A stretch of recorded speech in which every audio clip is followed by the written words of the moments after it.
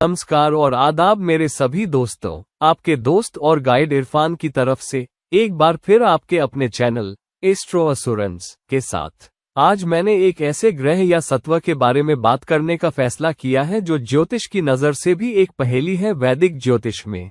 और हालांकि शास्त्र, तमाम मंत्र और तमाम श्लोक जो अलग अलग ज्योतिषीय ग्रंथों में मिलते हैं बखूबी बताते हैं कि वो सत्व क्या है और उसका व्यवहार कैसा है, मगर फिर भी उस बारे में स्पष्टता कम है और कभी कभी तो एक मुकाम पर एक सहमति भी नहीं है, खुद ज्योतिषियों के बीच भी।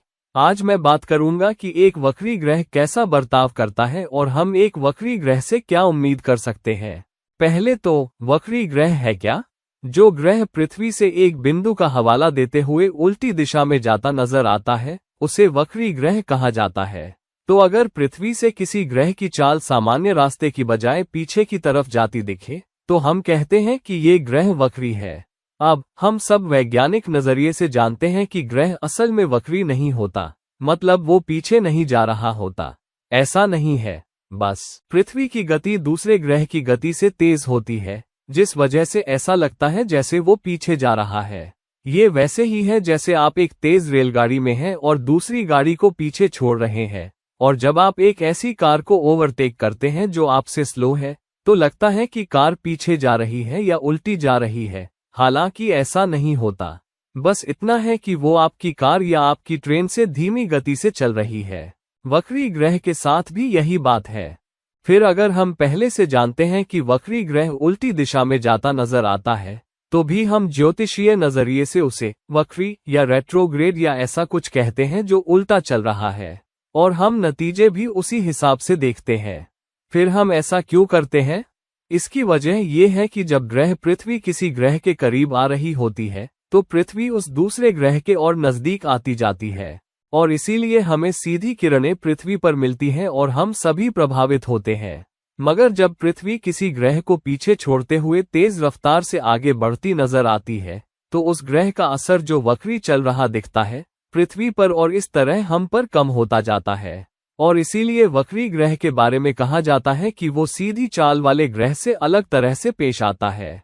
तो चलिए जरा इस बारे में बात करते हैं कि अलग अलग ग्रह अपनी वक्री चाल में कैसा बर्ताव करते हैं, खास तौर पर जब वो आपके जन्म के वक्त या आपकी कुंडली में वक्री हो। तो अगर आपकी कुंडली में कोई ग्रह वक्री नजर आए तो उनसे आप क्या नतीजे उम्मीद कर सकते हैं और आप ऐसे ग्रह को कैसे संभालते हैं या उससे निपटते हैं। सबसे पहले दो सबसे अहम सत्वों से शुरुआत करते हैं, यानी सूरज और चांद। हम जानते हैं कि सूरज और चांद की हमेशा सीधी चाल होती है। सूरज और चांद में कोई वक्री चाल नहीं होती। ये दोनों बहुत अहम ज्योतियां हैं, ये वक्री नहीं होते। सूरज और चांद के साथ सिर्फ एक चुनौती है कि इन पर राहु और केतु ग्रहण लगा सकते हैं, और बाकी के दो सत्व राहु और केतु, उत्तरी और दक्षिणी नोड, ये हमेशा वक्री रहते हैं। ये कभी सीधे नहीं होते, ये हमेशा दूसरे ग्रहों की उल्टी दिशा में जाते नजर आते हैं। और इसलिए ये ग्रह क्योंकि हमेशा वक्री रहते हैं और ये उनकी कुदरती चाल है, इसलिए हम राहु और केतु में वक्री होने का कोई अलग से असर नहीं देखते। इस तरह हमारे पास बचते हैं बाकी के 5 ग्रह। चलिए 2 आंतरिक ग्रहों से शुरू करते हैं, यानी बुध और शुक्र। अब बुध के बारे में एक बात कही जाती है कि बुध की वक्री अवस्था के दौरान आप जो भी फैसला लें, आपको लेने से पहले 2 बार जरूर सोचना चाहिए, क्योंकि कई बार देखा गया है कि आपको फैसला बदलना पड़ता है या फैसला बदल जाता है उन हालात की वजह से जो बुध के सीधा होने पर बदल जाते हैं।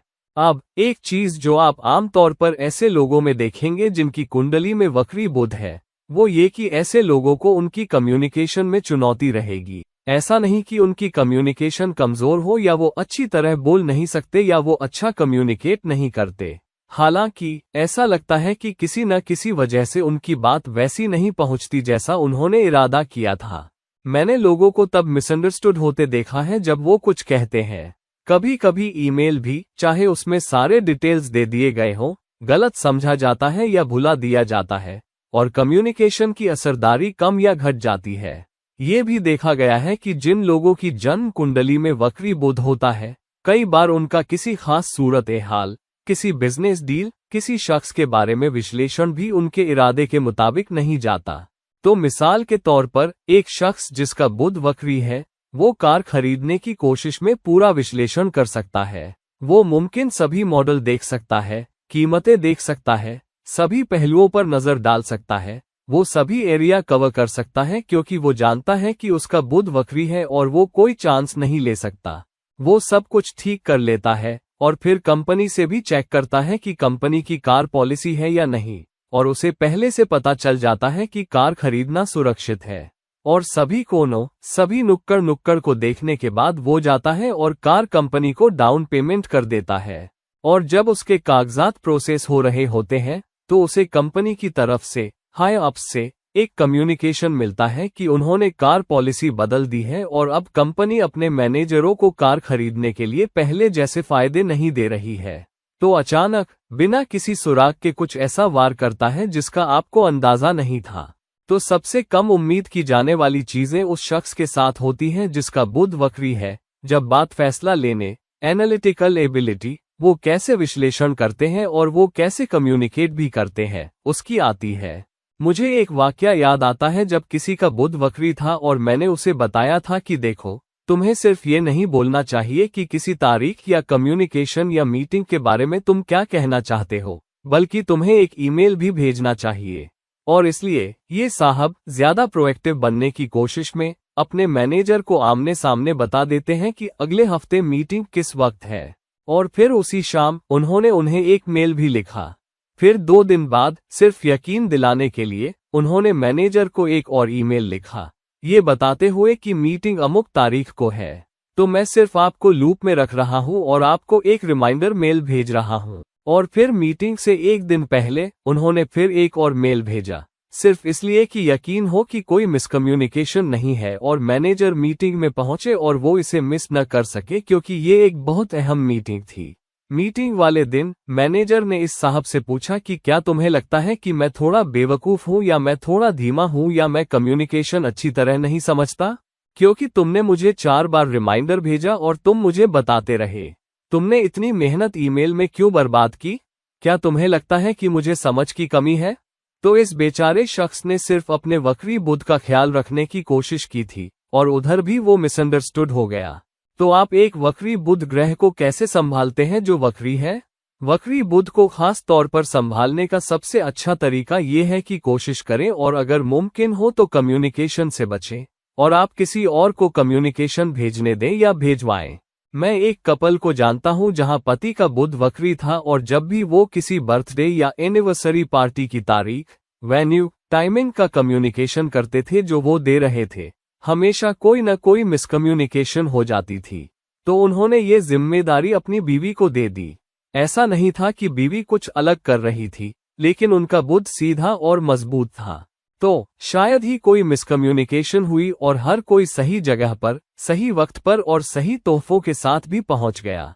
तो जब आपका बुध वक्री हो तो ये हमेशा बेहतर है कि आप किसी और को कम्युनिकेशन लेने दें, कम्युनिकेशन करने दें और साथ ही विश्लेषण और फैसला लेने का काम भी करने दें। जब आप किसी चीज पर फैसला लें तो फैसला लेने के लिए किसी और की समझदार सलाह पर भी निर्भर रहें, जो हमेशा अच्छा रहता है। ये भी देखा गया है कि वक्री बुध के साथ न सिर्फ कम्युनिकेशन, आप जानते हैं, चुनौती में होती है, बल्कि एनालिटिकल एबिलिटी भी चुनौती में होती है। कभी कभी ऐसा भी होता है कि आप कैसे हैं, आप ऐसे शख्स के तौर पर सामने आते हैं जिसकी लैंग्वेज एबिलिटी बहुत अच्छी है। आप कैसे बोलते हैं, क्या शब्द बोलते हैं, तो बेहतर है कि आप ऐसी लैंग्वेज इस्तेमाल न करें जो बहुत उम्दा हो। कोशिश करें और इसे साधारण रखें। कोशिश करें और सरल शब्द इस्तेमाल करें ताकि आप गलत न समझे जाएं। चलिए शुक्र पर आते हैं। जब आपकी जन्म कुंडली में वक्री शुक्र हो तो पहली चुनौती जो आपको अपनी जिंदगी में मिलेगी वो ये है कि, माफ कीजिएगा, आपको पाएंगे कि आपको आपके रिश्तों में चुनौती रहेगी, खास तौर पर शुरुआत में आपके इश्क के रिश्तों में। मैंने ऐसे लोग देखे हैं जो कई बार डेट पर जाना चाहते हैं, वो डेट पर जाना चाह सकते हैं मगर किसी और वक्त, किसी और वजह से डेट कैंसल हो जाती है, या वो किसी के साथ रिश्ते में आना चाहते हैं मगर रिश्ता कायम नहीं रहता, पहले तो शुरू ही नहीं होता, उनमें कोई दिलचस्पी नहीं दिखाता। कुछ बहुत खूबसूरत लोग मैंने पाया है, आप जानते हैं, ये चुनौती झेलते हैं। कभी कभी लोग इन लोगों से बहुत, आप जानते हैं, मोहित हो जाते हैं, ये सोचकर ये गुमान करके कि ये शख्स इतनी खूबसूरत है, वो मेरे साथ क्यों बाहर जाना चाहेगी। और कई बार वो इन चुनौतियों में फंस जाते हैं जहां लोग उनके पास आने से हिचकिचाते हैं।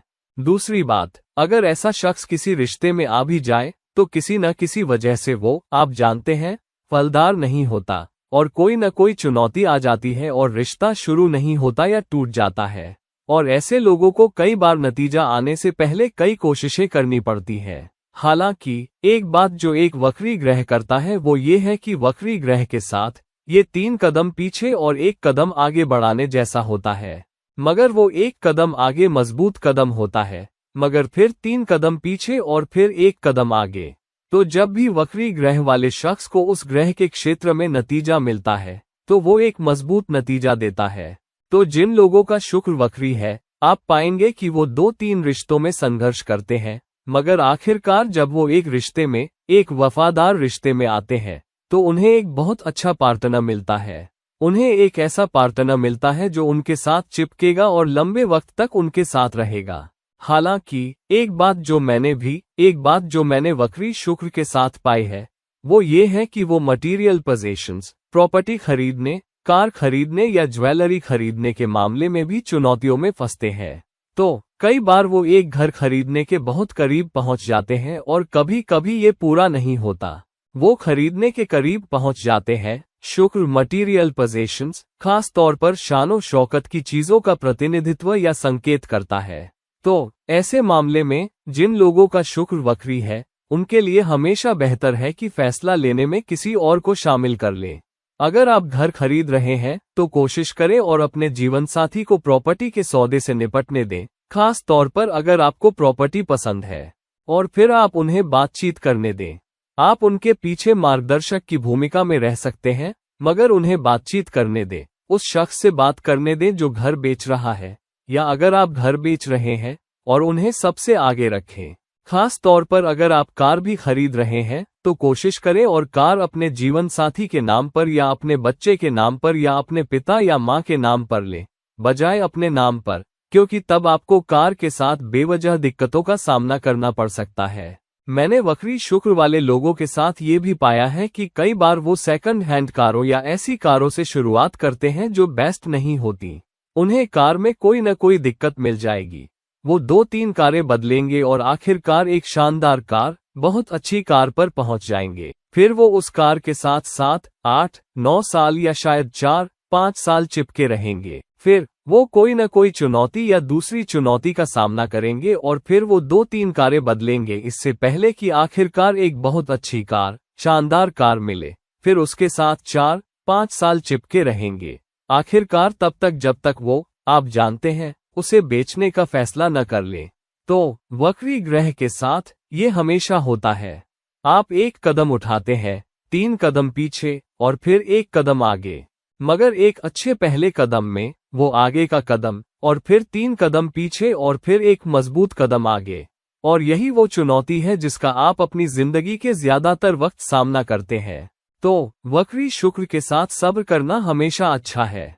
अपने रिश्तों को वक्त लेने दें, अपनी मटीरियल पोजेशंस को वक्त लेने दें और वक्री शुक्र के साथ जल्दबाजी न करें। कभी कभी ऐसा होता है कि लोग अपना सब्र खो देते हैं और पहला पार्टनर जो सामने आता है, जो उनका हाथ थामने को तैयार होता है, वो उस शख्स के साथ चले जाते हैं, ये गुमान करके कि शायद उन्हें इस शख्स से बेहतर इंसान नहीं मिलेगा। और आखिरकार बाद में उस शख्स के साथ उनकी दिक्कतें होने लगती हैं। तो सब्र रखें और फैसला लेने में किसी और को भी हिस्सा बनने दें। अब बाहरी ग्रहों में मंगल के साथ, आमतौर पर वक्री मंगल के साथ देखा जाता है कि ऐसे लोग बहुत जल्दी गुस्सा हो जाते हैं। वो बहुत जल्दी अपना आपा खो देते हैं। और ऐसे हालात में जहां बिल्कुल जरूरी नहीं होता कि वो इतनी आसानी से अपना आपा खोएं, और फिर बाद में ये सोचकर हैरान रह जाते हैं कि ये तो एक मामूली सी बात थी, मैं ऐसी, आप जानते हैं, नगण्य चीज पर इतना गुस्सा क्यों हो गया, और मैं तो उस शख्स को जानता तक नहीं, मेरे इतना नाराज होने की कोई वजह नहीं थी। और कभी कभी सबसे मामूली हालात में भी जहां उन्हें खुद के लिए खड़ा होना चाहिए, वो ऐसा नहीं करते। जहां आपको खुद के लिए लड़ना चाहिए, आपको किसी मकसद के लिए लड़ना चाहिए, आपको खुद के लिए, इज्जत के लिए खड़ा होना चाहिए, आप ऐसा नहीं करते। तो ये कन्फ्यूजन हमेशा वक्री मंगल के साथ रहता है। कहाँ लड़ें, किससे लड़ें, कौन सी लड़ाई वाकई उठानी चाहिए और कौन सी लड़ाई से बचना चाहिए। दूसरी चीज जो मैंने वक्री मंगल के साथ देखी है वो ये है कि ऐसे लोगों के साथ कोई न कोई छोटी मोटी घटना होती रहती है। एक छोटी कार क्रैश या यहाँ वहाँ एक छोटी टक्कर, वो टकराते रहते हैं, वाहन से गिर जाते हैं, दो पहिया वाहन या कार से टकरा जाते हैं या कार खरोंच लेते हैं। छोटी छोटी चीजें उनके साथ होती रहती है। आप जानते हैं, कोई बड़ी चीज नहीं, कभी कभार ही कुछ बड़ा होता है, मगर फिर ये गंभीर नहीं होती और तुरंत और कार को ज्यादा नुकसान नहीं होता। साथ ही ये लोग कभी कभी अपना गुस्सा खोकर मुट्ठीबाजी में भी उलझ सकते हैं। वो अपनी मुट्ठी से भी लड़ सकते हैं और आप जानते हैं, यहाँ वहाँ छोटी मोटी चोटें भी आ सकती है, मगर बहुत गंभीर नतीजा नहीं होता। हालांकि ये चुनौती उन्हें इतना अच्छा व्यक्तित्व नहीं देती क्योंकि मंगल लग्न और आपके व्यक्तित्व का भी प्रतिनिधित्व करता है। तो कभी कभी लोग, आप जानते हैं, इन लोगों को ऐसे लोग समझ लेते हैं जो हमेशा लड़ते रहते हैं और घमंडी होते हैं और समझदार लोग नहीं होते और जिनसे पेश आना आसान नहीं होता, क्योंकि ऐसे लोग ऐसे शख्स लगते हैं जो बहुत अनपेक्षित होते हैं। वो कब अपना आपा खोएंगे, वो कब, आप जानते हैं, उन पर की गई मजाक पर ठीक रहेंगे, लोग समझ नहीं पाते। तो लोग उस शख्स से दूरी बनाने की कोशिश करते हैं जिसका मंगल वक्री लगता है। तो वक्री मंगल के साथ यह अहम है कि आप जानते हैं कि आप प्रतिक्रिया देने से पहले सोच समझ लें, और आपको ये सोच समझ लेना चाहिए कि आपको कहाँ, आप जानते हैं, कोई मामला उठाना चाहिए या नहीं, आपको कहाँ लड़ाई उठानी चाहिए और कहाँ नहीं, कहाँ खुद के लिए खड़ा होना चाहिए और कहाँ आप घमंडी नजर आ सकते हैं। तो सब्र रखना और अपनी लड़ाइयों को अच्छी तरह चुनना, उन मुद्दों को चुनना जहां आपको खुद के लिए खड़ा होना चाहिए, यही कुंजी है। फिर वक्री गुरु के साथ आप पाएंगे कि ऐसे लोगों को स्कूल में कुछ विषयों के साथ चुनौती रहती है। वो एक विषय में अलग तरह से अच्छे होंगे। वक्री ग्रह का मतलब एक बहुत मजबूत ग्रह होता है। असल में शास्त्रों में कहा गया है कि वक्री ग्रह में सीधे ग्रह जितनी ताकत होती है। तो इतने मजबूत गुरु के साथ आप पाएंगे कि आपका एक विषय हो सकता है जिसमें आप बहुत अच्छे हैं क्योंकि आप एक गुरु की तरह हैं। दूसरे लोग उस विषय पर मदद या सपोर्ट या इनपुट के लिए आपके पास आ सकते हैं, जबकि दूसरे विषय में आप जानते हैं, हमेशा पीछे रहते नजर आते हैं और आप संघर्ष करते नजर आते हैं। और साथ ही वक्री गुरु के साथ कभी कभी लोग स्कूल से निकलने और फिर कॉलेज से निकलने में संघर्ष करते हैं, और खास तौर पर हाई डिग्री, हाई लर्निंग या PhD या मास्टर्स आमतौर पर ऐसे लोगों को आसानी से नहीं मिलते। साथ ही जब वो कॉम्पिटिटिव एग्जाम के लिए बैठते हैं तो उन्हें क्लियर करने में वक्त लगता नजर आता है। तो वक्री गुरु के साथ हमेशा बेहतर है कि अगर किसी एग्जाम के लिए बैठने की एलिजिबल उम्र 21 से 25 साल के बीच है तो कोशिश करें और इसे पहले अटेम्प्ट में ही अटेम्प्ट कर लें, ताकि अगर आप पहले साल या दूसरे साल में क्लियर न भी कर पाए तो तीसरे या चौथे साल तक कर लें। हालांकि अगर आप इसे आखिरी तारीख तक के लिए रखें और सोचें, ठीक है, मैं 25 साल का हूं, मैं इसे पास कर सकता हूं, तो वक्री गुरु आपको क्लियर नहीं करने दे सकता और आप मौका चूक सकते हैं। तो वक्री गुरु के साथ हमेशा बेहतर है, खास तौर पर तालीम और कॉम्पिटिटिव एग्जाम के लिए अच्छी तैयारी करें, पहले से तैयारी करें। तो अगर आप कुछ बार चूक भी जाएं, खास तौर पर कॉम्पिटिटिव एग्जाम में, फिर भी आप इसे सही उम्र और सही वक्त पर क्लियर कर लें। तो ये हमेशा रहता है। वक्री गुरु के साथ भी आप देखते हैं कि कभी कभी लोग समृद्धि के साथ संघर्ष करते हैं क्योंकि गुरु समृद्धि का ग्रह है। तो ऐसे लोग आसानी से जिंदगी में समृद्ध नहीं हो पाएंगे, मगर जब समृद्धि आती है तो उनके लिए बहुत अच्छी आती है। वो कार खरीद सकते हैं, उनके पास घर हो सकता है, सब कुछ फिर से, मगर फिर चीजें 4 या 5 साल के लिए ठहरी रह सकती है। फिर वो आसानी से दूसरा घर और दूसरी कार नहीं खरीदते। आप जानते हैं, एक अच्छे घर और अच्छी कार के बाद फिर वो दूसरा घर खरीदने या कार बदलने के लिए संघर्ष करते नजर आते हैं। फिर वो 4-5 साल संघर्ष करते हैं और फिर अचानक वो दूसरी प्रॉपर्टी खरीद लेते हैं या प्रॉपर्टी बदलकर एक बड़े घर और बेहतर कार के लिए कर लेते हैं। तो वक्री गुरु के साथ आप हमेशा 3 कदम पीछे और 1 कदम आगे भी बढ़ते नजर आते हैं। ये कभी कभी बच्चे पाने में भी चुनौती होती है। तो वक्री गुरु के साथ जो कपल बच्चे की प्लानिंग कर रहे हैं, खास तौर पर अगर दोनों पार्टनर का गुरु वक्री है या एक का गुरु मजबूत नहीं है और दूसरे का गुरु वक्री है, तो उन्हें पाते हैं कि बच्चे आसानी से नहीं आते। वो, आप जानते हैं, पहले बच्चे के आने से पहले 2-3 साल ले लेते हैं। आप जानते हैं, ऐसे शख्स के साथ औरतों के लिए अगर गुरु वक्री है तो वो पाएंगी कि वो आखिरकार बसने से पहले 2-3 बार रिश्तों में टूट फूट का सामना करेंगी। और अगर वक्री गुरु प्रभावित भी है तो ये भी मौका है कि कोई एक औरत शादी भी टूटने या ब्रेकअप से भी गुजर सकती है इससे पहले कि आखिरकार वो अगली बार एक बेहतर रिश्ते में आए, क्योंकि औरतों के लिए गुरु पति का कारक है। तो वक्री गुरु के साथ हमेशा बेहतर है कि शांत, ठंडे दिमाग, संयमित रहें और पहले से अच्छी तरह तैयार रहें और इसे आसान लें और एजेंडा न धकेलें और तुरंत अच्छे नतीजों के लिए जोर न लगाएं। औरतों के लिए हमेशा बेहतर है कि आप किसी को समझने के लिए वक्त लें इससे पहले कि आप रिश्ते में आने की कोशिश करें। रिश्ते में जल्दबाजी न करें, अपना वक्त लें, क्योंकि हमेशा ये मौका रहता है कि रिश्ता फलदार ना हो। तो अपना वक्त लें, रिश्ते में बस जाएं और फिर एक अरसे के बाद तभी कोई फैसला लें, और तभी जब आप बिल्कुल यकीन कर लें, और फिर फैसला लेने में मदद के लिए किसी और को एक समझदार सलाहकार के तौर पर शामिल कर लें। वक्री शनि के साथ आप पाएंगे कि आपकी बहुत सी योजनाएं उस तरह से नहीं चलती जैसे आप चाहते हैं कि योजनाएं चलें। तो मीटिंग्स कैंसिल हो जाती है, आपकी ट्रैवल प्लान्स कैंसिल हो जाती है। कई बार आप किसी चीज को आखिरी पल तक बहुत अच्छी तरह ऑर्गेनाइज करते हैं, फिर भी कभी कभी किसी वजह से बिना किसी सुराग के पूरी प्रोजेक्ट फेल हो सकती है, कम्युनिकेशन फेल हो सकता है, पूरी एक्सरसाइज वैसी नहीं बन पाती जैसा आपने इरादा किया था। साथ ही ये देखा गया है कि ऐसे लोगों के लिए काम करने वाले लोग, जो लोग आपके नीचे काम करते हैं या आपके लिए काम करते हैं, रसोइया या आपका ड्राइवर या वो लोग भी जो आपकी टीम में है, आप पाएंगे कि ऐसे लोग शुरुआत में टीम बनाने में वक्त लेते हैं। तो आप 2-3 ड्राइवर बदल सकते हैं क्योंकि वो उनके साथ ठीक नहीं रहते या ड्राइवर चला जाता है या कुछ हो जाता है, और फिर आप 4-5 साल के लिए 3-4 ड्राइवर बदलते हैं और फिर आखिरकार एक ड्राइवर मिलता है जो 7 या 8 या 9 या 10 साल तक आपके साथ चिपका रहता है। फिर वो शख्स चला जाता है और फिर आप 2-3 ड्राइवर बदलते हैं, आखिरकार आपको दूसरा ड्राइवर मिलता है जो, आप जानते हैं, एक लंबे अरसे तक आपके साथ चिपका रहता है।